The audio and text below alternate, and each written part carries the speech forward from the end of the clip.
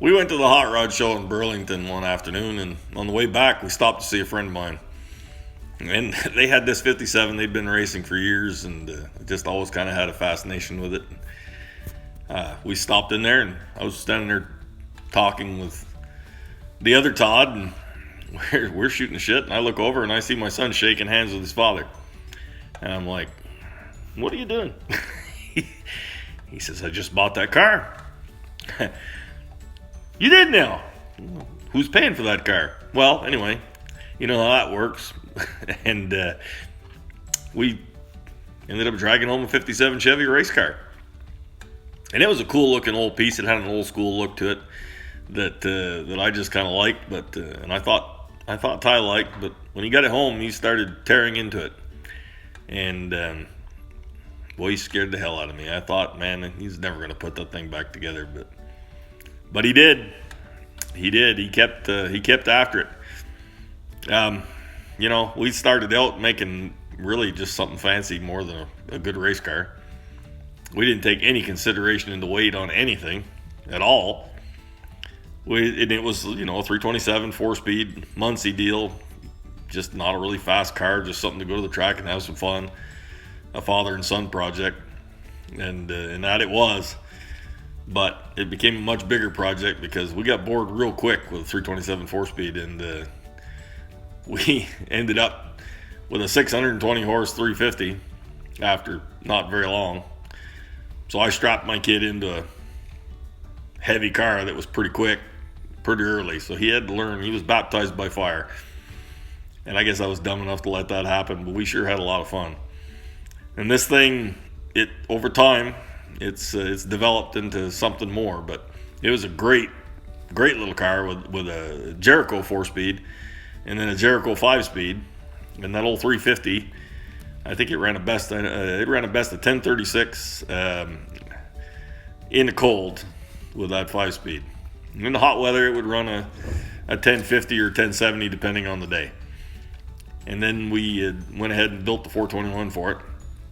And the 421 would run in the 9s, and that was we thought we were doing pretty good, but that's where things ran off the rails, and we decided we needed power adders. Power adders, you know, that's always the beginning of the end, and now we want to go heads up racing, so now we got a whole new set of problems we have to deal with. We're in the shop with T-Bag. Tell us what's going on at Everything Horsepower, T-Bag. Well, see here, folks, we're just looking at this engine thing, McBob, here on the stand. And we're daydreaming about sticking things all the way out of our hood. We're talking about 2-foot tall intake manifolds. Was this something you think you can actually do? When there's a will, there's a way. When there's a lack of intelligence, there's also a way. I will do this. This is good. You will see this at the track doing probably wheelies. And when do you plan on doing this? Oh, this might be a winter project. You know, budget is always a concern. That is one thing we try and be conscious of, is budget. And also making things look great.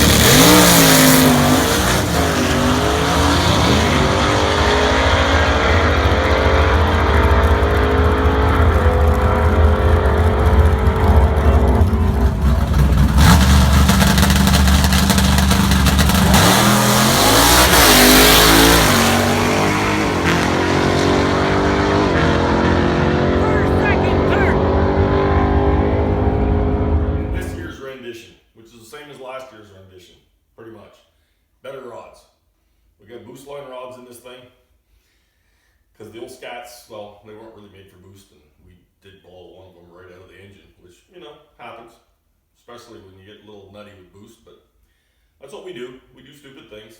We actually kind of enjoy it. We also get bored. We like change. We had a pretty good bracket car and decided we wanted to go heads up racing. Heavy heads up racing, but heads up racing. So off we go.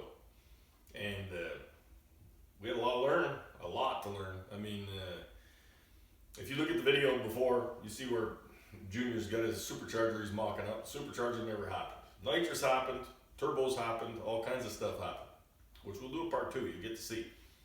But we had to learn quite a bit too, because, you know, I mean, we didn't know what the hell we were doing with the turbos and the electronic fuel injection and everything else, but we grabbed it towards the end of the year. We got it, ate up the rods before we really got to prove it. But now it's pretty good. The only thing is, it doesn't have the heavy wall wrist pins because 2022 and terminal back order, you know, can't get them. 14 weeks. So we gave up on that idea. We just put her together. So unfortunately, it does have a weakness built into it, but the wrist pins were sort of ish okay last year. They weren't perfect. I'm not going to say that, but they weren't going to come apart. So we should be able to do the same thing. And we fine-tuned clutch a lot, so we probably won't be leaning on it quite as heavy at the top, trying to make up for a crappy start, because I did figure out that clutch thing a little bit, how to